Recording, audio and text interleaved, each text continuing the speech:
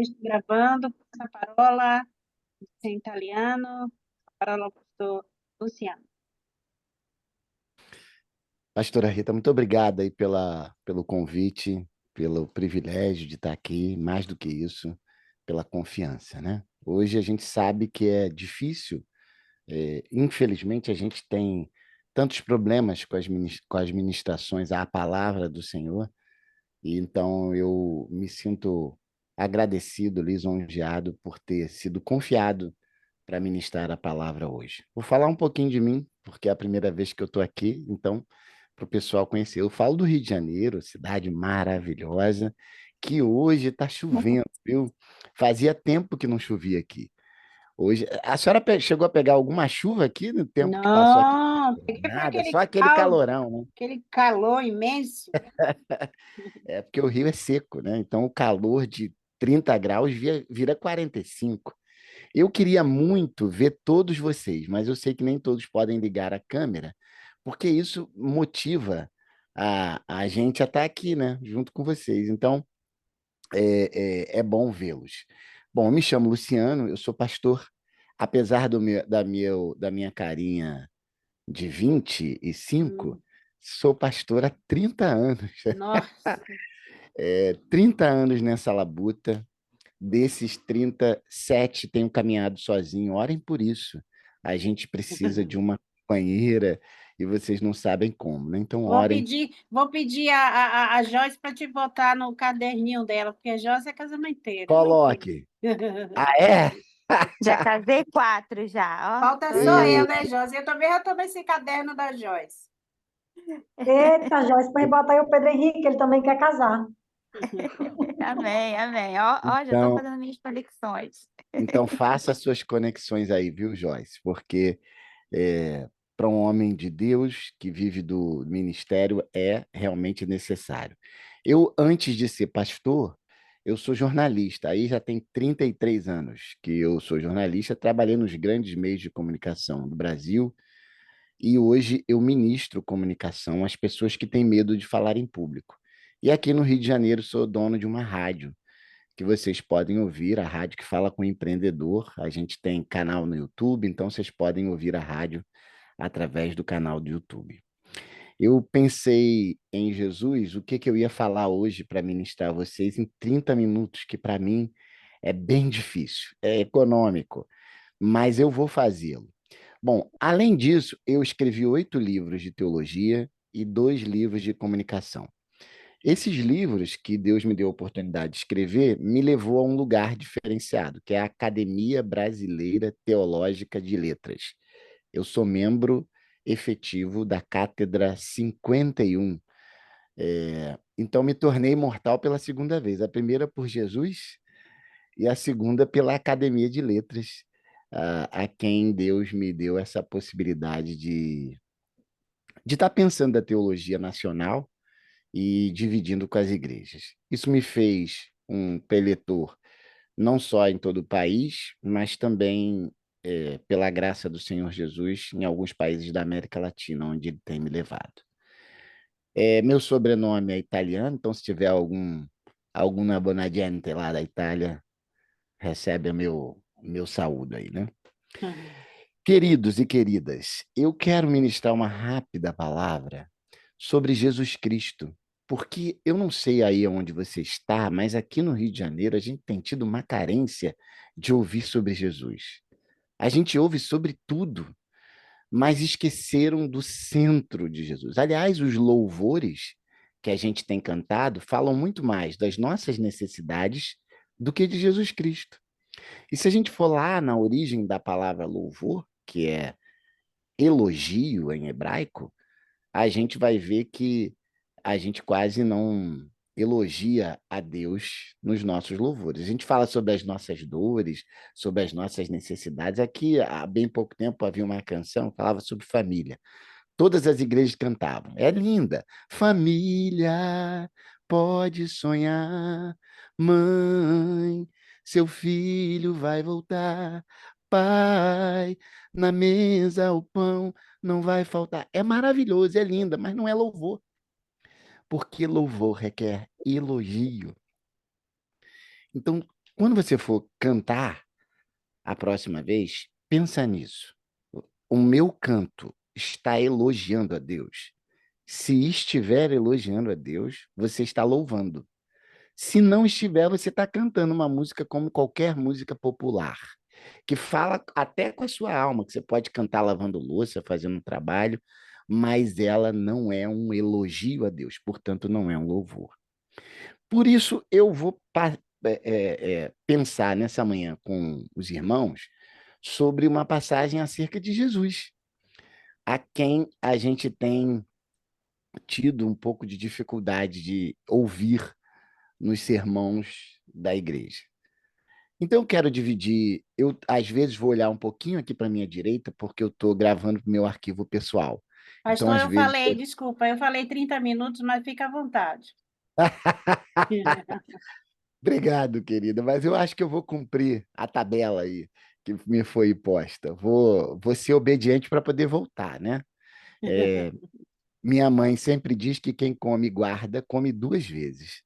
Verdade. Então, vou cumprir para estar de volta algum dia aqui. Queria que você, que tem a sua Bíblia aí acessível, acompanhasse a leitura que eu vou fazer no Evangelho segundo João escreveu, no capítulo 9.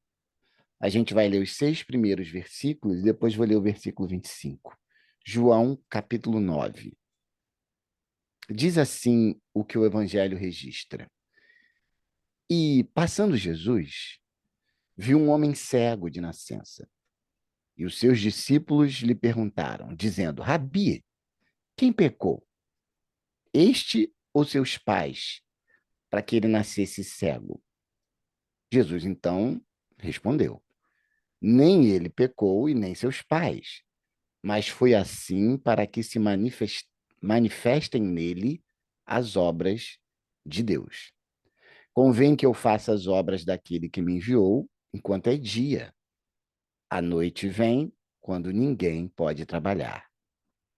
Enquanto estou no mundo, sou a luz do mundo. Tendo dito isto, cuspiu na terra e com a saliva fez um lodo, untou os olhos do cego com esse lodo na sua totalidade. E disse-lhe, vai, lava-te no tanque de Siloé, que significa o enviado. Foi, pois, lavou-se e voltou vendo. Então os vizinhos e aqueles que, diante daquilo, tinham visto que era cego, diziam, não é este aquele que estava assentado e mendigava? Uns diziam, é este, e outros, parece-se com ele. Ele dizia, sou eu. Vamos rapidinho pular para o versículo 25. Respondeu ele, pois, e disse, se é pecador, não sei. Uma coisa sei, é que havendo eu sido cego, agora vejo.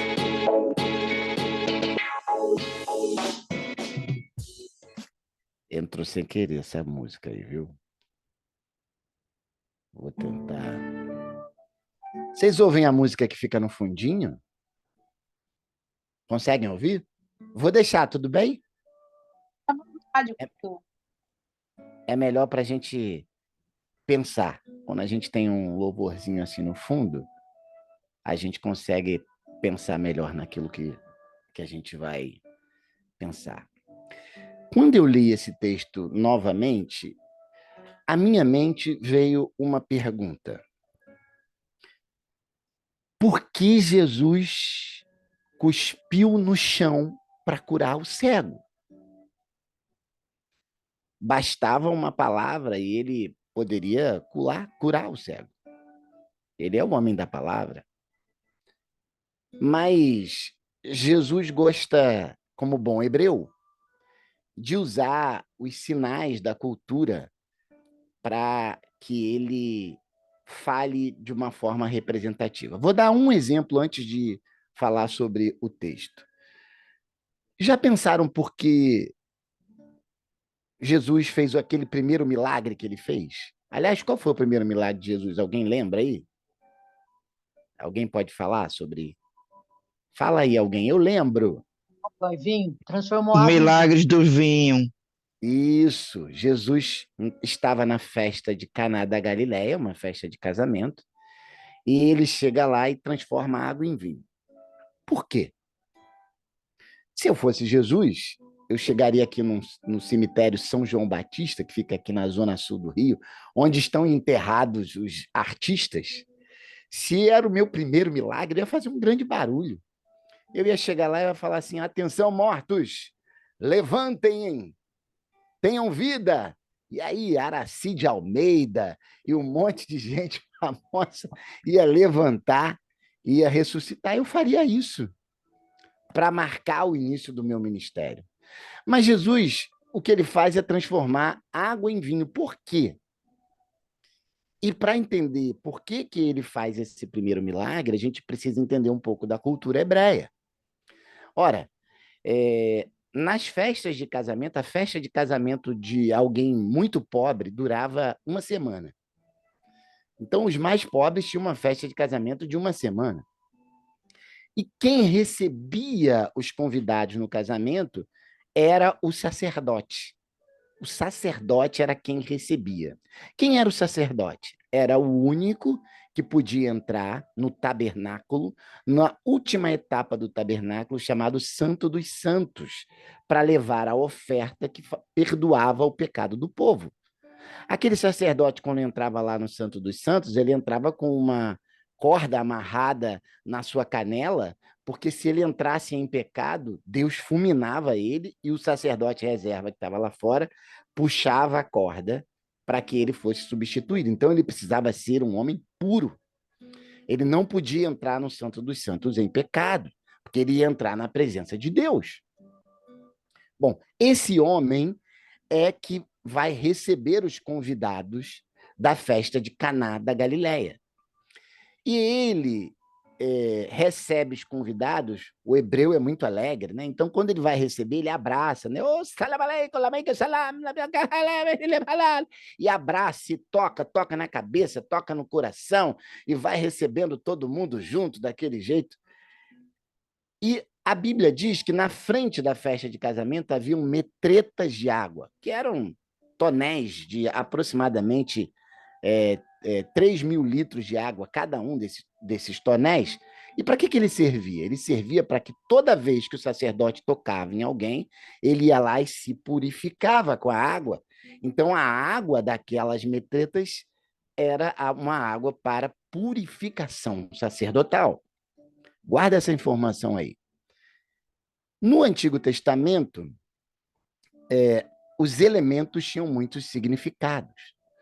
Por exemplo, Davi, quando funda a cidade de Jerusalém, ele fica tão feliz que ele tira a sua estola sacerdotal, o rei usava uma estola colorida, ele tira a sua estola sacerdotal e a Bíblia registra que ele se envolve num lençol, o que deixa a sua mulher um pouco chateada. Mical está lá na laje do palácio e ela fica bolada porque Davi tira a estola sacerdotal e se envolve num lençol. Ele vai de casa em casa, enrolado no lençol, porque ele estava muito feliz, e a cada morador de Jerusalém, que havia sido fundada naquele momento, ele entrega 5 elementos: carne, leite, mel, pão e vinho. Vamos pegar o vinho só? Não vou pegar os outros elementos, não. Vamos pegar o vinho, que é o que nos interessa. O vinho era entregue para cada morador de Jerusalém porque ele significava unidade, comunhão, alegria. Era o significado do vinho. Guardou essa informação aí? Vamos voltar lá para a festa de casamento? Em determinado momento, o vinho acaba. E aí Jesus transforma aquela água das metretas que o sacerdote se lavava no melhor vinho da festa. O que Jesus está dizendo? Era o primeiro milagre dele, era o início do seu ministério. Ele transforma a água que separa, a água que segrega, no vinho da comunhão, no vinho que ajunta, no vinho que traz unidade. Jesus estava dizendo àquele povo: o meu ministério É o ministério do ajuntamento, da unidade, da alegria, e não o ministério que separa. Então, Jesus era esse que falava em parábolas.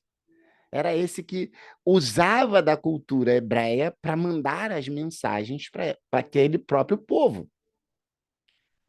No capítulo 8 de João, a gente leu o 9, no capítulo 8 de João, Jesus esteve num lugar que era a festa dos tabernáculos. E ele foi ao templo. E lá no templo ele passa a ensinar o que eles deveriam fazer para receber um testemunho de que os ensinamentos dele vinham de Deus. E aí houve uma discussão danada sobre quem Jesus era, que Jesus não podia ensinar. Então Jesus, para que se fizesse entender melhor, utiliza daquilo que ele fez na festa de casamento no seu primeiro ministério. Ele começa a usar de metáforas, água e luz, para atestar a própria personalidade celestial de quem ele era. Então, ele começa ali a ensinar muitas coisas sobre o Espírito Santo e sobre o seu agir. Vamos parar aqui para entender, então, qual era o cenário desse lugar onde o cego estava. Primeiro, esse cego era cego desde que nasceu. Ele não fica cego durante a sua caminhada. Ele é cego desde nascença. Segundo, as doenças de nascença eram consideradas pela cultura hebreia como algo, como uma maldição. Alguém que nascia doente, alguém que era cego desde o seu nascimento, era considerado maldito. E aí vem a terceira observação, que é o seguinte: um filho deficiente desde nascença podia ser deserdado, podia ser tirado de casa aos 13 anos de idade.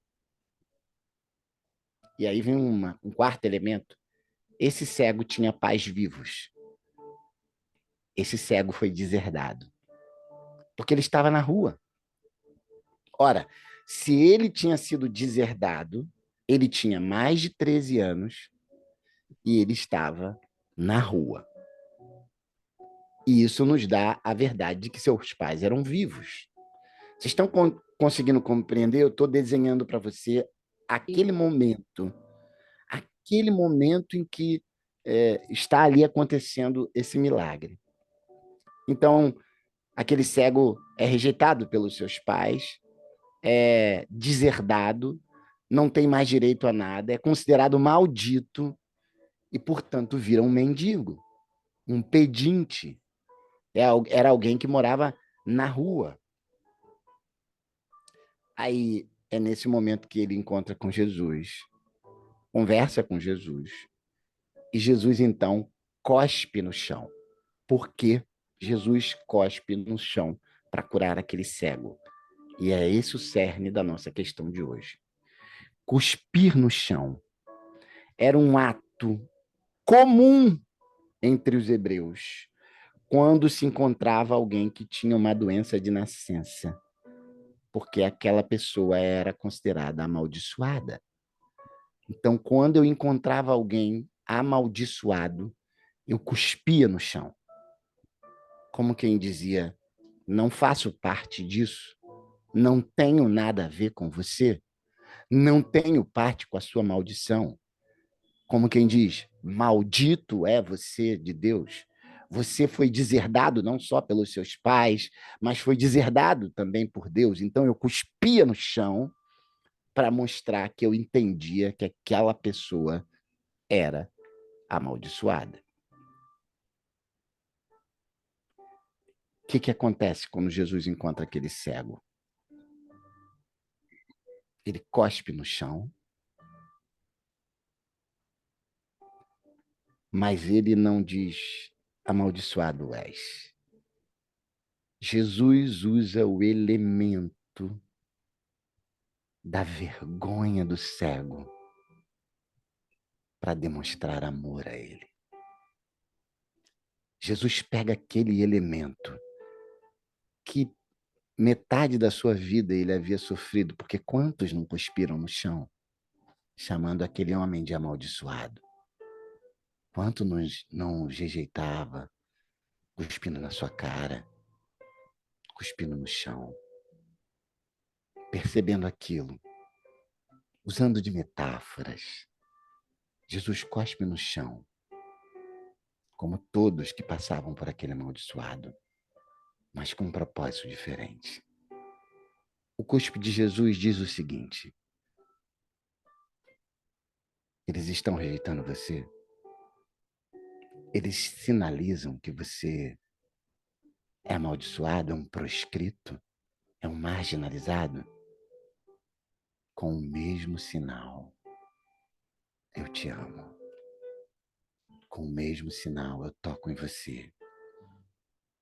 Com o mesmo sinal, eu pego um instrumento que te fez vergonha e te curo. Nessa manhã, nessa tarde, minhas irmãs, meus irmãos, Deus transforma aquilo que nos envergonha em dupla honra, em cura, em novidade de vida. Porque esse é o Deus que transforma a água que separa no vinho que ajunta. Esse é o Deus que transforma o cuspe que humilha no cuspe que cura, no cuspe que dá vida, no cuspe que devolve as possibilidades. O nosso Deus é aquele que pega o fracasso e o mesmo sinal do fracasso ele transforma em vitória. Eu não sei, não conheço ninguém aqui. Não sei como vai a sua vida hoje, mas eu vim aqui nesta manhã, tarde, para dizer a você algo que é o seguinte: Deus nos trouxe aqui para dizer que o mesmo sinal que nos humilha, que nos arrasa, que nos tira a sorte, é o mesmo sinal que ele vai dar para mudar a nossa sorte, para nos encher, para mudar a direção da nossa vida e nos fazer chegar a um lugar jamais visto antes. Você crê nisso? Esse é o Deus das metáforas. E como que ele faz isso? O primeiro passo é que ele demonstra que ele não rejeita.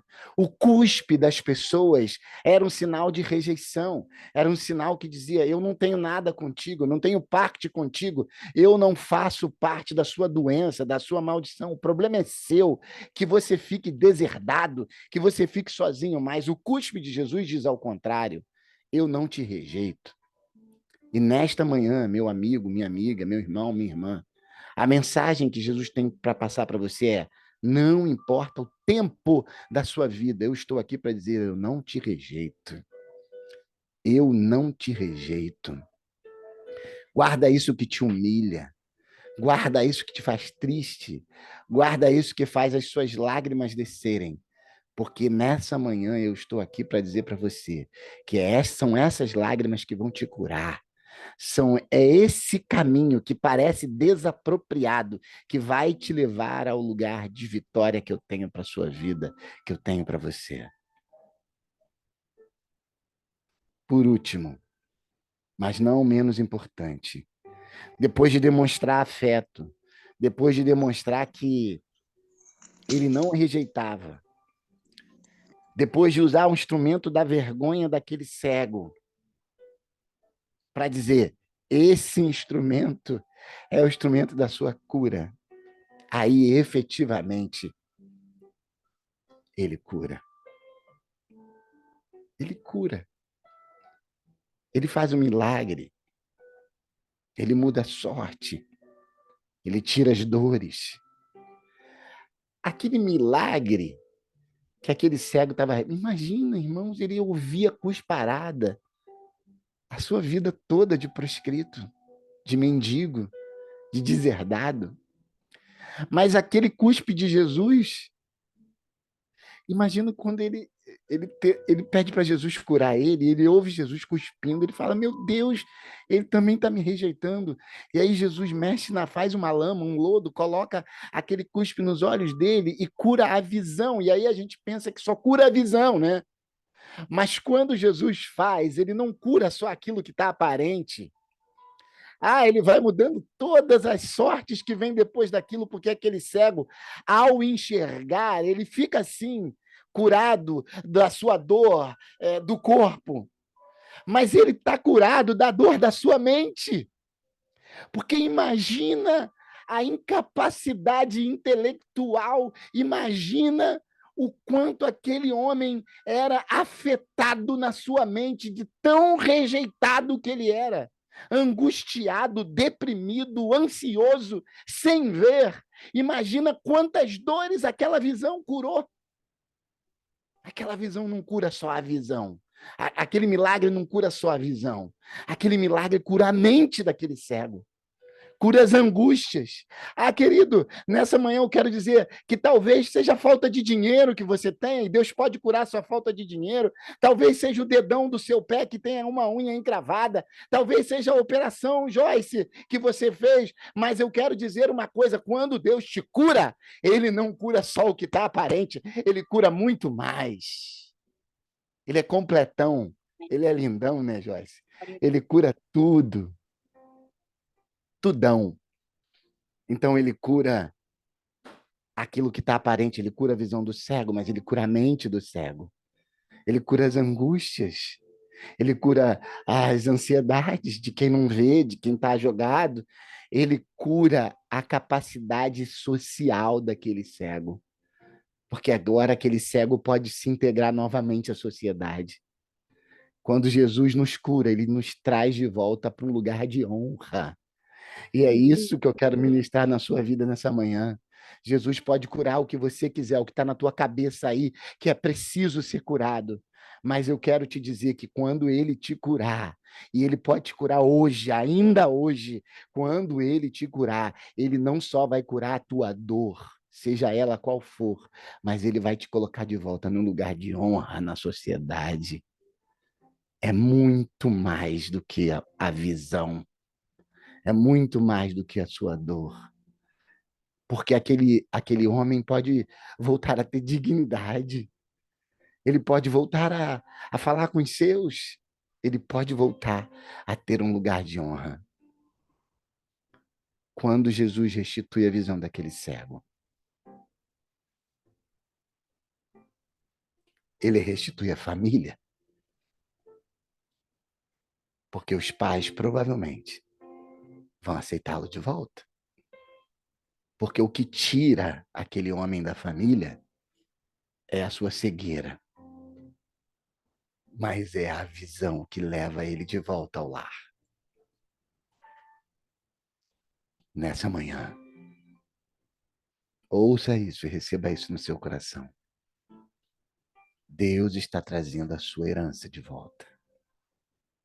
A sua herança espiritual, que é muito maior do que qualquer herança terrena. Deus está restaurando ministérios. Deus está entregando ministérios. Dons que estão para trás, dons esquecidos. Deus está te curando sim, mas Deus está te entregando de volta dons. Algo que você nem sabia que tinha, Deus está te entregando hoje. Nosso encontro dessa manhã, dessa tarde, é sobrenatural, porque ele fala não só de uma cura que só Jesus pode dar, mas ele fala de resquícios espirituais, de honra, de intercessão de volta a um lugar alto que só ele pode te dar, de dons, de talentos, de poder espiritual na sua vida. É disso que Deus está falando. Ele cura. Jesus é o cara que cura. Jesus é o cara que dá além daquilo que pedimos ou pensamos. E não importa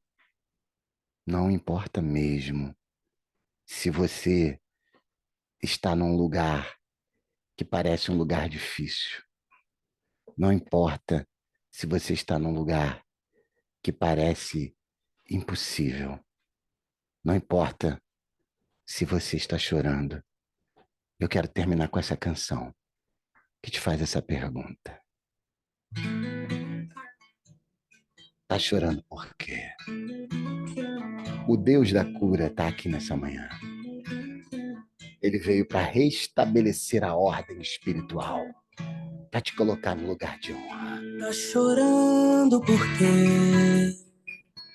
Se você tem um Deus que cuida de você, oh, e jamais te esqueceu. Ele sabe de tudo que você tá passando e mandou te dizer que Ele está cuidando. Senhor, obrigado por essa manhã. Obrigado por esse encontro, Senhor. Nós sabemos por que você trouxe a cada um de nós aqui. Obrigado pela cura que foi ministrada nesta manhã. Obrigado pelo restabelecimento do lugar de honra de cada um e de cada uma aqui nesta manhã. O Senhor faz isso. O Senhor, quando cura, não cura só a aparência. O Senhor restabelece os lugares nas regiões celestiais. Muito obrigado, Senhor. Obrigado porque o Senhor faz muito mais do que pedimos e do que pensamos. Seja abençoado, meu irmão. Seja abençoada, minha irmã.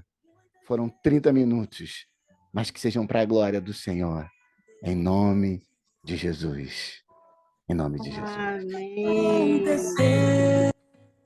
Amém. Deus mandou te falar que tudo vai passar.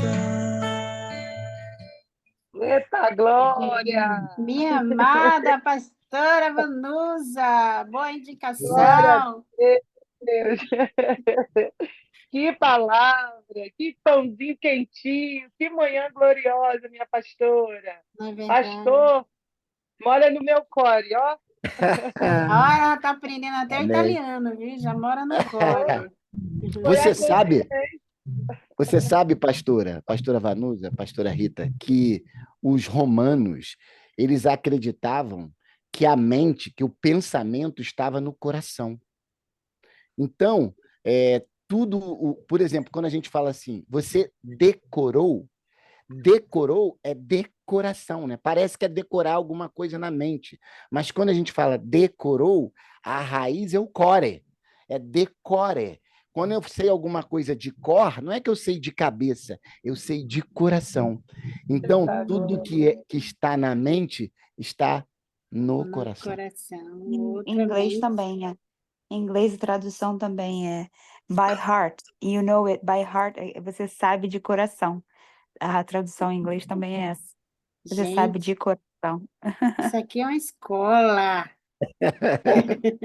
Pastor, aproveitando, minha amada pastora Vanusa, tive o privilégio de conhecê-la pessoalmente, estivemos ali na sua residência, abriu as suas portas da sua intimidade, da sua casa para me receber, essa humilde serva do Senhor. Eu estou aqui esperando também, né, a Laiane, né? Loane, dia 23 vai estar aqui em casa comigo, e a nossa outra amada irmã. E é um privilégio tê-las aqui, minhas amadas, viu?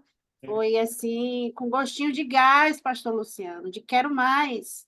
Vamos estar aí sistemando um seminário neste grupo, nesse tarde com Deus, pastor. Vamos combinar. Telefone, pastor.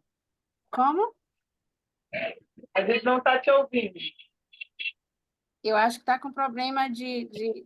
Eu estou ouvindo, Está melhor agora? Está tendo um retorno. Ok. O pastor Luciano, vamos estar aqui trazendo, né, o pastor